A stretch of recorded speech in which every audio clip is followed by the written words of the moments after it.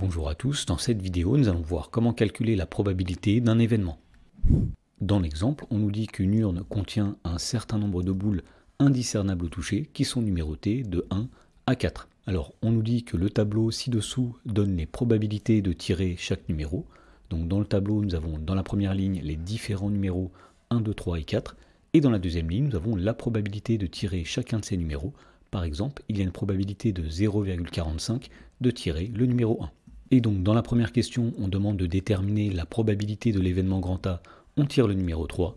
Et dans la question 2, on demande de calculer la probabilité de l'événement grand B, on tire un numéro inférieur ou égal à 3. Alors pour répondre à ces questions, on va commencer par faire des rappels sur les probabilités.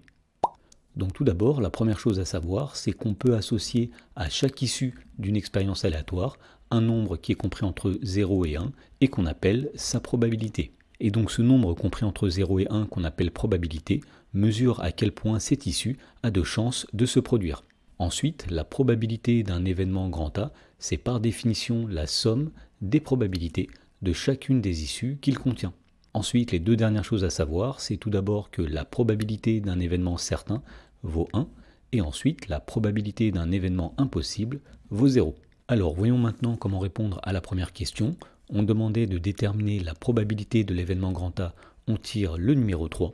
Alors pour calculer la probabilité de l'événement grand A, on va écrire P entre parenthèses grand A. Et donc pour calculer cette probabilité, il suffit tout simplement de regarder quelle est la probabilité d'obtenir l'issue 3. Alors d'après le tableau, on voit que la probabilité d'obtenir le numéro 3 est de 0,35. Autrement dit, la probabilité de l'événement grand A est égale à 0,35. Autrement dit, il y a 35% de chance de tirer le numéro 3 lorsqu'on tire une boule de l'urne. Dans la question numéro 2, on nous demande de calculer la probabilité de l'événement grand B.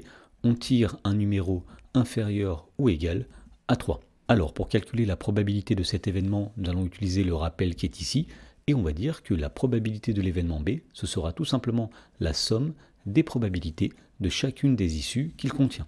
Alors, étant donné que l'événement grand B, c'est l'événement on tire un numéro inférieur ou égal à 3, eh bien l'événement grand B va contenir les issues 1, 2 et 3.